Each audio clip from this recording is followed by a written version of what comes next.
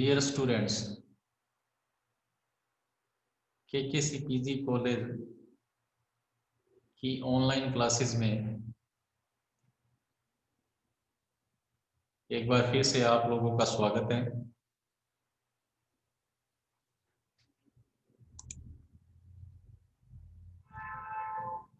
कल हमने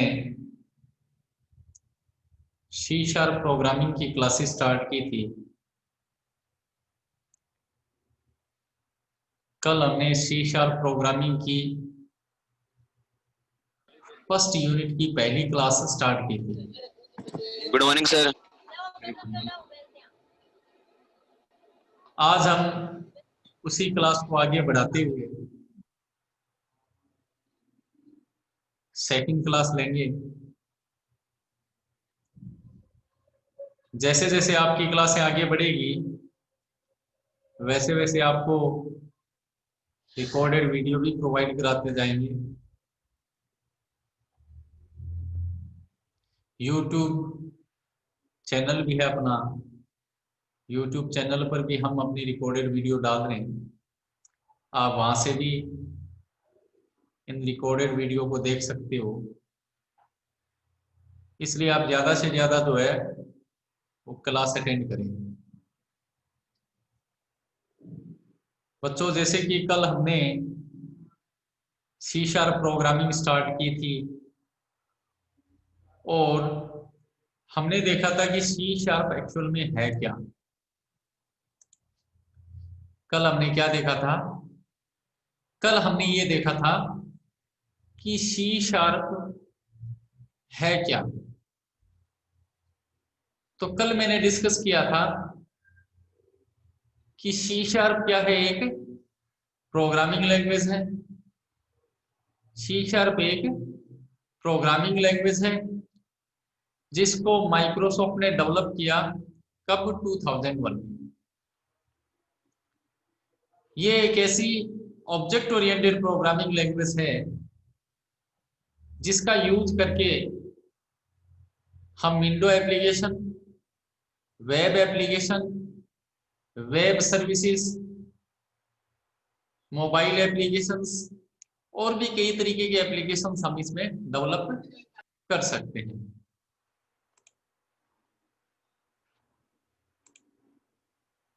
तो उसके बाद में हमने ये डिस्कस किया था कि भी ये C# जो लैंग्वेज है इसके प्रोग्राम हम कहाँ पर बनाएंगे। म्यूट कर ले महेश, म्यूट करो। तो उस टाइम में मैंने डिस्कस किया था कि C# के अंदर जो प्रोग्राम अपने बनाएंगे इसके लिए हमें एक IDE की जरूरत पड़ेगी। एक म्यूट करो भाई, वॉइस म्यूट करो।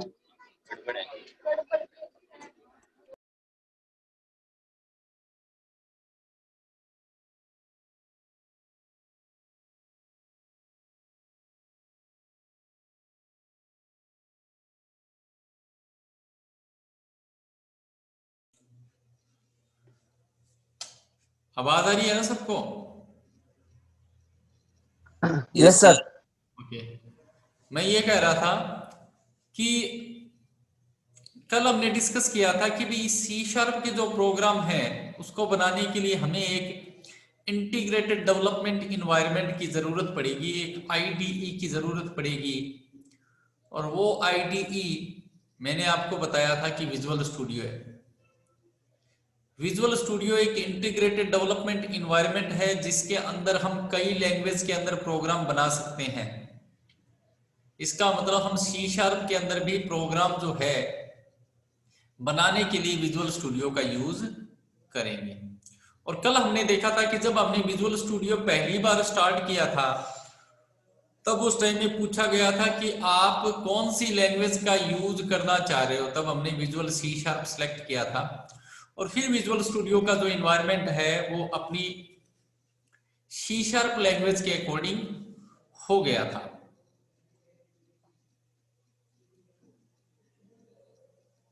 अब हम विजुअल स्टूडियो का जब भी यूज करेंगे तो वो विजुअल स्टूडियो का जो इन्वायरमेंट है वो हमारी सी शार्प लैंग्वेज के अकॉर्डिंग है, क्योंकि हमारी सी शार्प लैंग्वेज की जो लाइब्रेरी है वो विजुअल स्टूडियो के अंदर ऐड हो चुकी है। कल मैंने बच्चों एक आपको सिंपल प्रोग्राम बनाकर भी बताया था कि किस तरीके से हम सी शार्प लैंग्वेज का यूज करते हैं, कैसे हम प्रोग्राम बनाते हैं। उसी कड़ी को मैं थोड़ा सा आपको आगे बढ़ा करके बताऊंगा। थोड़ा सा हम प्रैक्टिकली रूबरू हो जाएंगे कि विजुअल स्टूडियो को एक्चुअल में यूज कैसे करते हैं और सी शार्प लैंग्वेज के अंदर एक्चुअल में प्रोग्राम कैसे बनाया जाता है, वो हम सीखेंगे।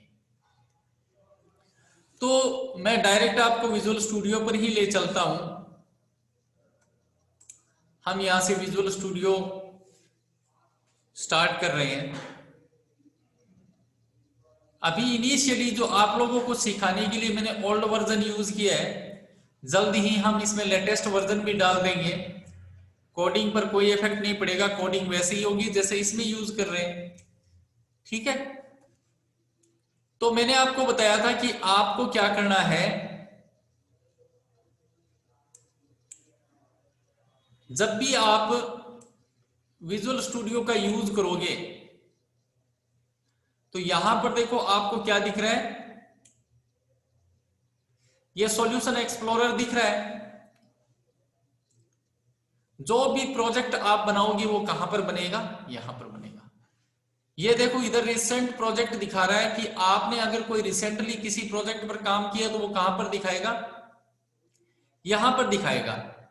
अगर मैं इस पर क्लिक करता हूं तो कल वाला प्रोजेक्ट ओपन हो जाएगा। अभी मैं इसको क्लिक नहीं करूंगा, मैं आपको फिर से एक नया प्रोजेक्ट बनाकर दिखाऊंगा।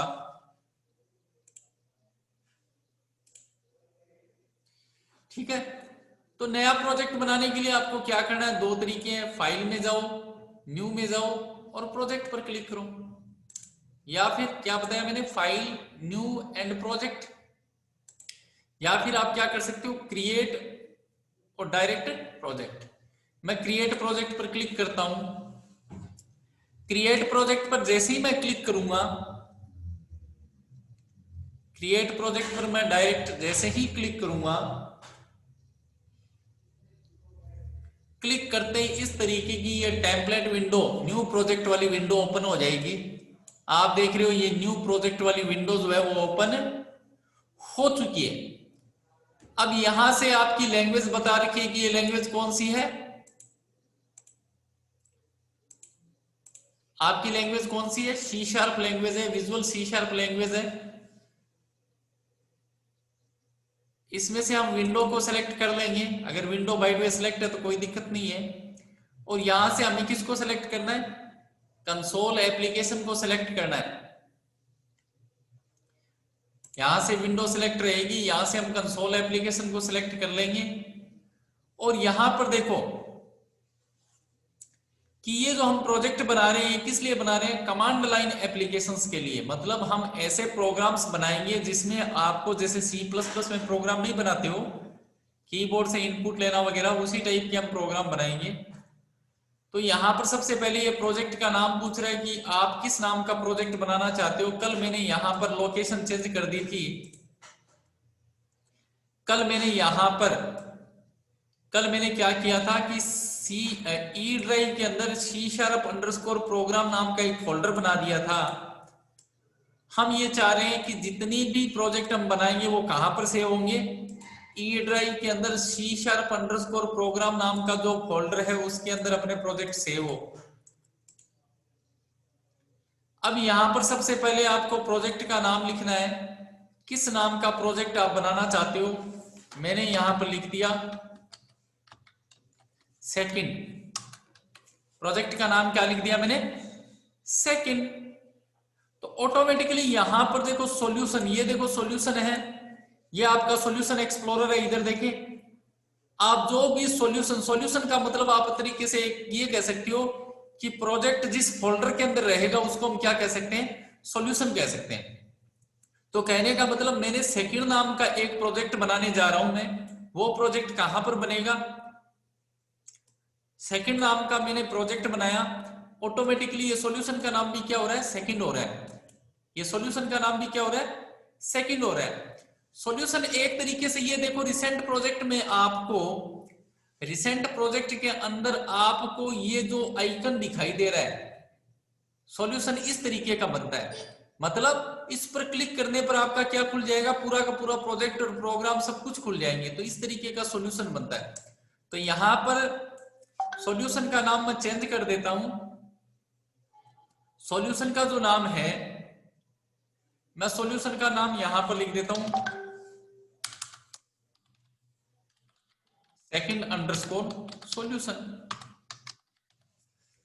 सेकंड प्रोजेक्ट के लिए मैंने यहां पर सॉल्यूशन का नाम क्या लिख दिया, second underscore solution. Second underscore क्या लिख दिया, सॉल्यूशन लिख दिया। अब ध्यान दें कि मैं जो प्रोजेक्ट बनाने जा रहा हूं उस प्रोजेक्ट का नाम क्या है, सेकंड है। और ये प्रोजेक्ट सेकंड नाम का प्रोजेक्ट किस फोल्डर के अंदर रहेगा, ई ड्राइव के अंदर C# अंडरस्कोर प्रोग्राम नाम का जो फोल्डर है उसके अंदर ये प्रोजेक्ट रहेगा सेकंड नाम का। और ये प्रोजेक्ट जो है वो किसके अंडर में काम करेगा, solution second underscore solution under. मतलब कि आप ये कह सकते हो कि सेकंड अंडरस्कोर सॉल्यूशन नाम का एक सॉल्यूशन है, उस सॉल्यूशन के अंदर आपका एक प्रोजेक्ट है सेकंड। और ये सेकंड नाम का प्रोजेक्ट, ये जो सॉल्यूशन और ये जो सेकंड प्रोजेक्ट है, ये दोनों किसके अंदर होंगे, ई ड्राइव के अंदर C# अंडरस्कोर प्रोग्राम नाम के फोल्डर के अंदर। तो मैं यहां पर ओके पर क्लिक कर देता हूं। अभी मैं आपको दिखा दूंगा ये फोल्डर जो हमने अभी बनाया है, ये जैसे ही सॉल्यूशन बनता है मैं आपको दिखा दूंगा कि किस तरीके का ये सॉल्यूशन आपके C# अंडरस्कोर प्रोग्राम के अंदर बन रहा है। आप यहां पर देखोगे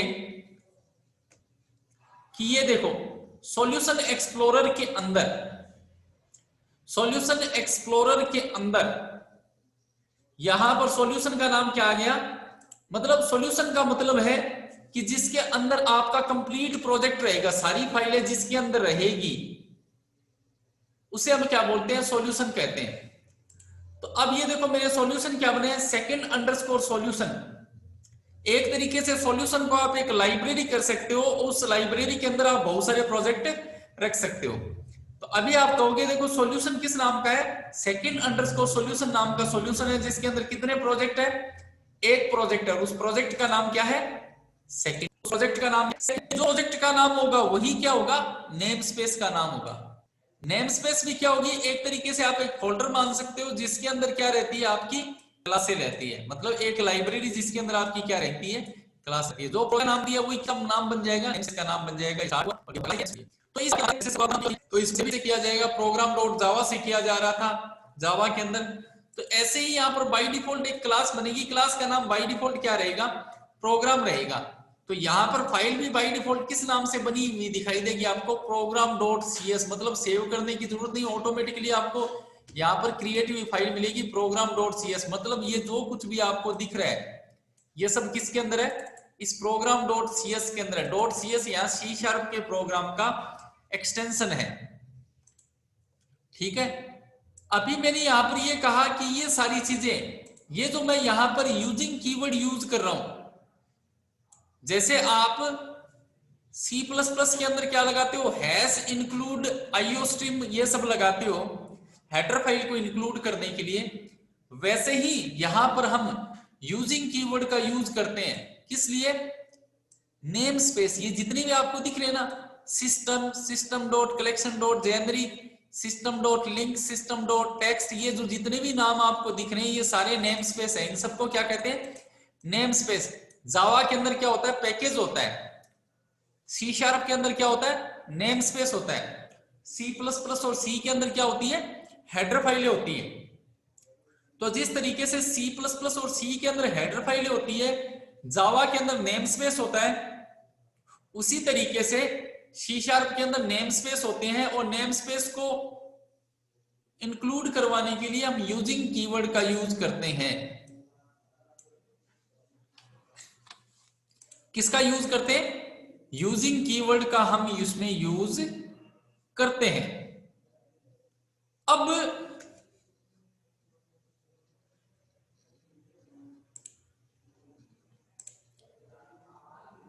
अब यहां पर अगर मैं इन नेम स्पेस को इंक्लूड नहीं करवाता हूं तो एक बार सपोज करो मैंने यहां पर हटा दिया इनको।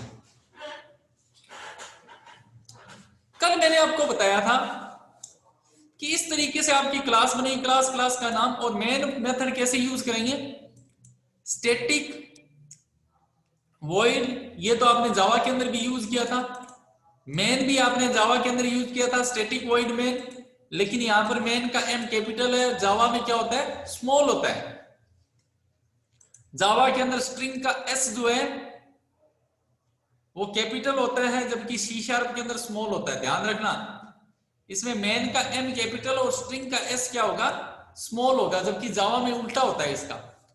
अब बात रही स्ट्रिंग टाइप का एरे लेने की, तो जावा के अंदर आप ये जो सबस्क्रिप्ट ऑपरेटर है वो डेटा टाइप के बाद में भी यूज कर सकते हैं, और इस यहां से हटा करके आप कहां यूज कर सकते हो, जावा के अंदर यहां पर भी यूज कर सकते हो। लेकिन सी शार्प के अंदर जब एरे डिक्लेयर करते हैं तो हमेशा सबस्क्रिप्ट ऑपरेटर डेटा टाइप के बाद में लगता है। जावा में आपके पास दोनों चॉइस है कि आप इस तरीके से भी लगा सकते हो या सबस्क्रिप्ट ऑपरेटर आप इस वेरिएबल के बाद में भी लगा सकते हो। लेकिन सी शार्प के अंदर आपके पास ये चॉइस नहीं है, आपको सबस्क्रिप्ट ऑपरेटर हमेशा डेटा टाइप के बाद ही यूज करना पड़ेगा। तो एक चीज तो हो गई ये। दूसरी चीज ये हुई कि कल मैंने आपको बताया था कि अगर आपको सी शार्प के अंदर कुछ भी प्रिंट करवाना है,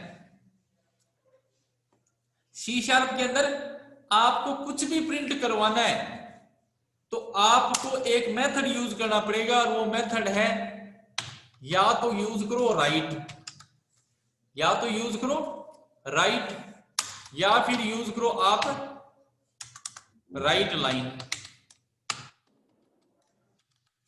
सी शार्प के अंदर अगर आपको कुछ भी प्रिंट करवाना है तो या तो करो आप राइट या फिर आप यूज करो राइट लाइन। इन दोनों में से किसी ही मेथड का यूज कर सकते हैं। अब ये जो दोनों ही मेथड है, चाहे वो राइट हो चाहे राइट लाइन हो, ये दोनों ही मेथड एक मेथड किसके अंदर होते हैं, क्लास के अंदर होते हैं। ये दोनों ही मेथड जिस क्लास के अंदर है उस क्लास का नाम है कंसोल। इसका मतलब चाहे आप राइट यूज करो चाहे आप राइट लाइन यूज करो, ये दोनों ही मेथड जिस क्लास के अंदर है उस क्लास का नाम है कंसोल। अब सी शार्प के अंदर हर क्लास किसके अंदर होती है, नेम स्पेस के अंदर होती है। हर क्लास किसके अंदर होती है, जैसे अभी आप देखोगे कि ये प्रोग्राम नाम की क्लास किसके अंदर है, सेकंड नाम के नेम स्पेस के अंदर है। इसी तरीके से सी शार्प के अंदर हर क्लास किसके अंदर होती है, नेम स्पेस के अंदर होती है। तो ये राइट या right line method console class के अंदर, और ये कंसोल किसके अंदर है, सिस्टम नाम के नेम स्पेस के अंदर। सिस्टम का एस कैपिटल आएगा, कंसोल का सी कैपिटल आएगा, और राइट लाइन का डब्ल्यू जो कैपिटल आएगा। तो आप यहां पर देख पा रहे हो कि सिस्टम नाम के नेम स्पेस के अंदर अगर मैं इसको उल्टा लिखूं तो आप इस तरीके से देखोगे इसको कि सिस्टम नाम के नेम स्पेस के अंदर, सिस्टम नाम के नेम स्पेस के अंदर कंसोल क्लास है, और कंसोल नाम की क्लास के अंदर सिस्टम नाम के नेम स्पेस के अंदर कंसोल क्लास है, और कंसोल क्लास के अंदर क्या है, राइट लाइन या राइट मेथड है। इसीलिए कुछ भी प्रिंट करवाने के लिए जब आप राइट मेथड का यूज करोगे तो आपको कंसोल क्लास यूज करनी पड़ेगी। कंसोल क्लास जब यूज करोगे तो आपको सिस्टम नेम स्पेस यूज करना पड़ेगा। इसीलिए आप यहां पर लिखते हो सिस्टम डॉट, अब देखो इसमें सिस्टम नेम स्पेस के अंदर जो कुछ भी है वो सब कुछ देखो यहां पर आ रहा है, मतलब इस नेम स्पेस के अंदर जितनी फंक्शनैलिटी है वो सब आ रही है यहां पर। कंसोल, ये देखो कंसोल आ गया, एंटर दबा दो, मतलब सिस्टम नेम स्पेस के अंदर कंसोल क्लास। अब कंसोल क्लास के अंदर जितने मेथड होंगे वो सब यहां पर आ जाएंगे, ये सारे मेथड के नाम है। आपको कौन सा चाहिए, राइट या राइट लाइन। सपोज करो मैंने पहले राइट मेथड यूज किया,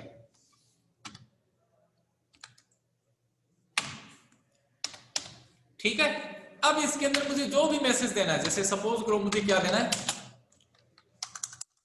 मैंने यहां पर लिखा this is my second programme.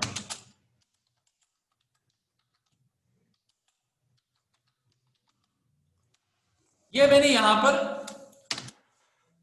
लिख दिया है, कंट्रोल एस सेव। जो अब मैंने चेंजिंग की है वो प्रोग्राम डॉट सी एस के अंदर सेव हो गया। अब मुझे इसको कंपाइल करवाना है, रन करवाना है। रन करवाने के लिए देखो यहां पर ये प्ले बटन बना हुआ है, ये मैंने जो माउस का कर्सर जहां पर ले जा रखा है ये प्ले बटन है। इस प्ले बटन पर क्लिक करूंगा,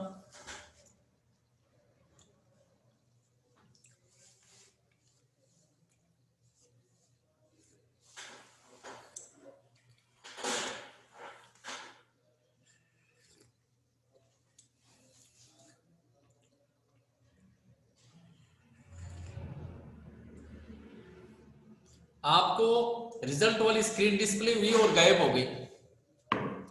इसके लिए आपको क्या करना पड़ेगा, एक रीड लाइन मेथड का यूज करना पड़ेगा। अब रीड लाइन मेथड किसके अंदर है, कंसोल क्लास के अंदर। कंसोल क्लास किसके अंदर है, सिस्टम नाम के नेम स्पेस के अंदर। तो आप लिखोगे system dot console dot read line, क्या लिखा, डॉट। अब आप इस प्रोग्राम को रन कराओगे, क्या देख पा रहे हो आप देख पा रहे हो कि यहां पर आपका जो आउटपुट आ रहा है वो है this is my second program, जैसा कि आपने यहां पर प्रिंट करवा रखा है। अब एक चीज आप नोट करें इसमें कि कर्सर जो है वो प्रोग्राम के जस्ट बाद में ब्लिंक कर रहा है।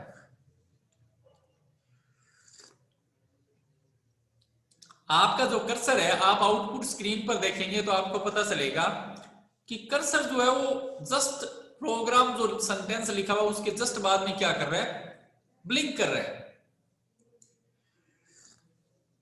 अब मैं यहां पर एक काम करता हूं, इसको क्लोज किया, यहां राइट है ना, राइट की जगह मैं लिखता हूं राइट लाइन, ये रहा, कंट्रोल एस। अब मैं वापस रन करवाता हूं।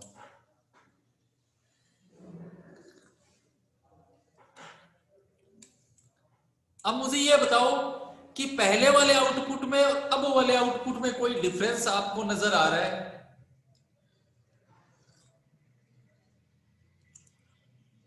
यस और नो?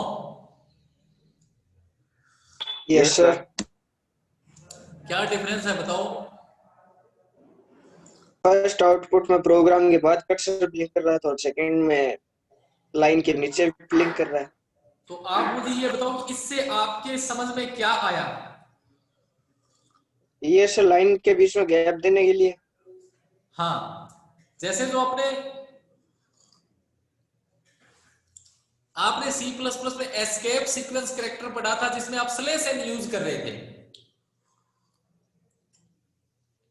तो ये जो राइट लाइन मेथड है ये क्या करता है, मैसेज को राइट करेगा और फिर लाइन को क्या कर देगा, ब्रेक कर देगा, मतलब कर्सर को नेक्स्ट लाइन में पहुंचा देगा। राइट मेथड तो सिर्फ क्या करता है, मैसेज आपका जो कंटेंट है उसको डिस्प्ले करवाता है, राइट करता है। जबकि राइट लाइन क्या करता है, डिस्प्ले करवाता है, लाइन को ब्रेक भी करता है, कर्सर को नेक्स्ट लाइन में पहुंचाता है। बात समझ में आई है? Yes sir. ओके। अब क्वेश्चन ये बनता है कि सर क्या मैं सिर्फ राइट मेथड का यूज करके, क्या मैं सिर्फ राइट मेथड का यूज करके कर्सर को नेक्स्ट लाइन में पहुंचा सकता हूं? क्या मैं राइट मेथड का यूज करके कर्सर को नेक्स्ट लाइन में पहुंचा सकता हूं? तो इसको समझने के लिए मैं आपको एक चीज और इसमें समझा देता हूं।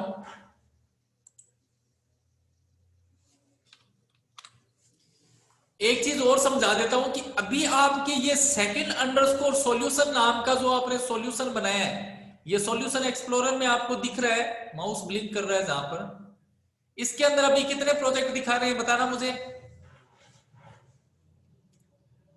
एक ही दिखा रहा है सर।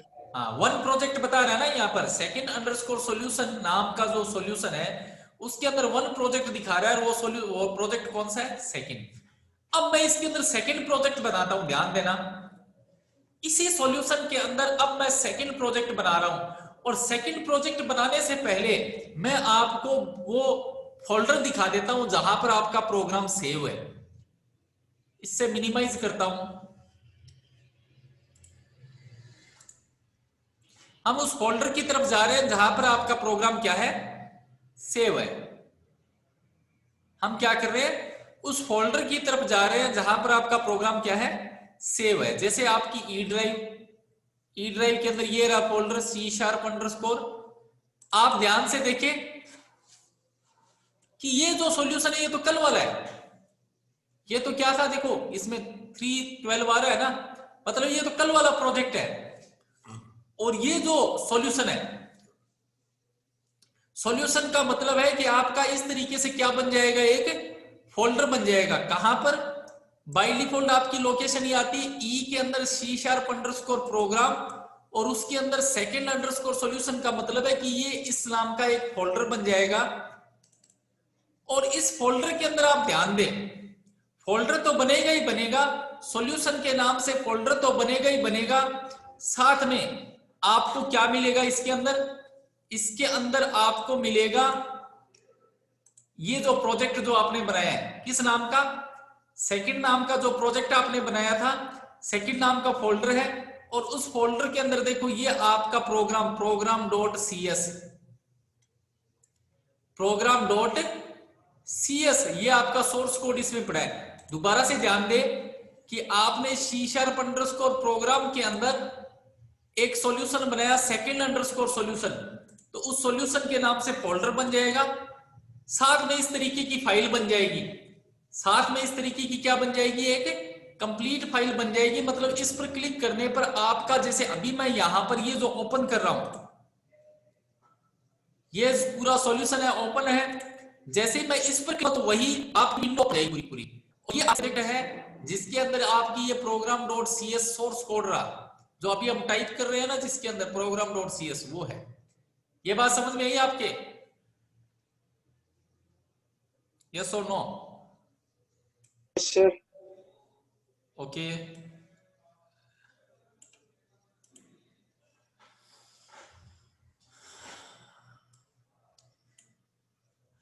अब आप देखेंगे इसमें कि मैं एक सेकंड प्रोजेक्ट बना रहा हूं इसके अंदर। मैं वापस देखो कैसे बनाएंगे सेकंड प्रोजेक्ट, इसी सॉल्यूशन के अंदर। इस सॉल्यूशन को सेलेक्ट करो, इस सॉल्यूशन को सेलेक्ट कर लिया, अब इस पर राइट क्लिक करो, सॉल्यूशन को सेलेक्ट किया। ध्यान दे, प्रोजेक्ट को सेलेक्ट नहीं करना है बल्कि सॉल्यूशन को सेलेक्ट करना है। सॉल्यूशन को सेलेक्ट करोगे, राइट क्लिक करोगे, और राइट क्लिक करके आप ऐड में जाओगे। राइट क्लिक करके आपको किस में जाना है, ऐड में जाना है। और ऐड में जाकर के आप क्या लिख दोगे, न्यू प्रोजेक्ट। ऐड में जाकर क्या लिखोगे, न्यू प्रोजेक्ट। न्यू प्रोजेक्ट में वापस आपसे, अब देखो ध्यान देना, विंडो तो सेलेक्ट है, कंसोल एप्लीकेशन सेलेक्ट किया, यहां पर सिर्फ प्रोजेक्ट का नाम मैं देता हूं, प्रोजेक्ट का नाम मैं क्या दे देता हूं, 3। इसका मतलब जो क्लास बनेगी वो किस नाम से बन जाएगी, सॉरी प्रोजेक्ट का नाम मैंने क्या दे दिया, 3। और देखो यहां पर लोकेशन ऑटोमेटिकली क्या आ रही है, क्योंकि ये आपका 3 नाम का प्रोजेक्ट अंदर बन रहा है, सेकंड अंडरस्कोर सॉल्यूशन के अंदर ही बन रहा है, इसलिए यहां पर इस पर पाथ क्या है, ई के अंदर अंडरस्कोर प्रोग्राम, और इसके अंदर आपका सेकंड अंडरस्कोर सॉल्यूशन। क्यों आ रहा है, क्योंकि आप इसी सॉल्यूशन बना रहे हो, ये प्रोजेक्ट बना रहे हो, इसी सॉल्यूशन के अंदर बना रहे हो। समझे आपके, आप किसके अंदर बना रहे हो, इसी। अब मैं ओके कर देता हूं। जैसे ही मैं ओके करूंगा तो देखो सेम वैसा ही प्रोजेक्ट, सेकंड वाला प्रोजेक्ट ही कैसा बन गया, एक अलग प्रोजेक्ट बन गया आपका।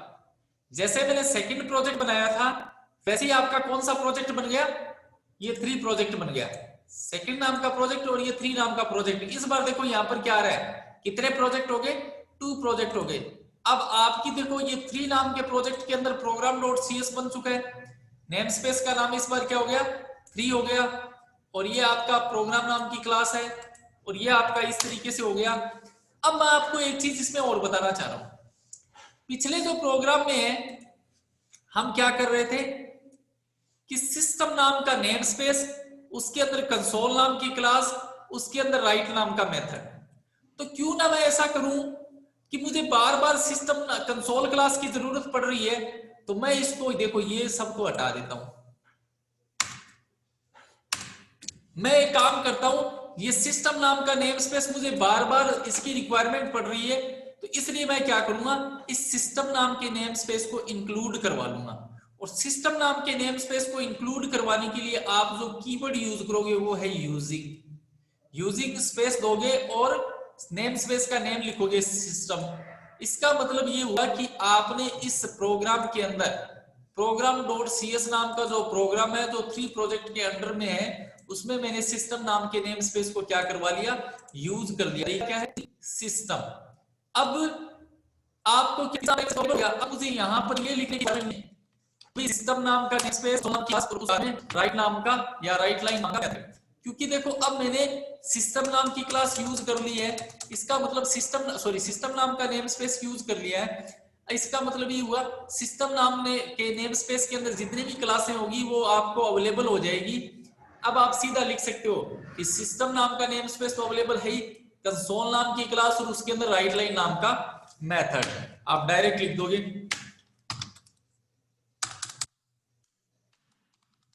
This is my program in C#।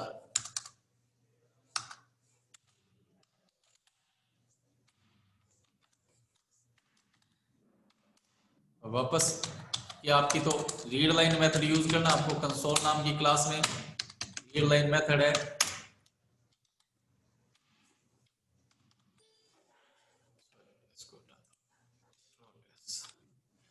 ठीक है, ये बन गया।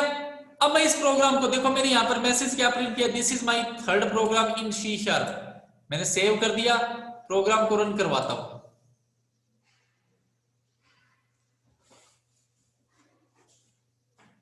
आपको लगा कि सर मैंने पीछे वाला प्रोजेक्ट का नाम में 2 प्रोग्राम है, एक सेकंड प्रोजेक्ट है और एक प्रोजेक्ट है, लेकिन तो पीछे वाले इसका मतलब आपको क्या काम कीजिए, जब आपकी एक सॉल्यूशन के अंदर एक क्लास प्रोजेक्ट इस पर राइट करो, उससे पार्ट अपना बंद करवाना है, उस पर राइट इस आपको जो आउटपुट मिल रहा है this is my program C#, इसका मतलब ये हुआ इस बात का प्रोजेक्ट ना हुआ है। ये बात समझ में आई आपके, यस और नो? Yes sir.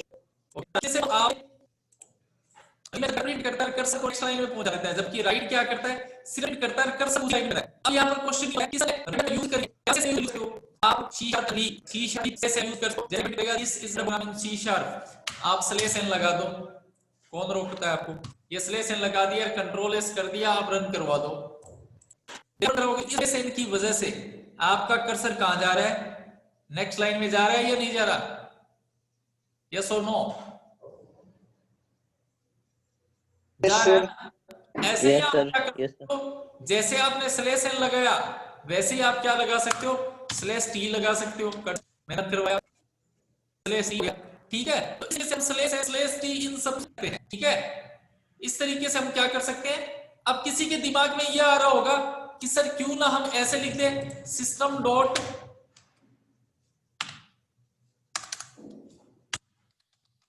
कंसोल, क्या लिख दें, तो ये एरर आएगी। अब ये एरर क्यों आएगी ये मैं आपको बताऊंगा कल डिटेल में, या मेरी जब भी नेक्स्ट क्लास होगी उसमें हम डिस्कस करेंगे। आप लोगों का काम ये है कि जो वीडियो नेट पर डाला जाए या लिंक जो सेंड किया जाए आप उसको लाइक अपना सब्सक्राइब बता दे। अगली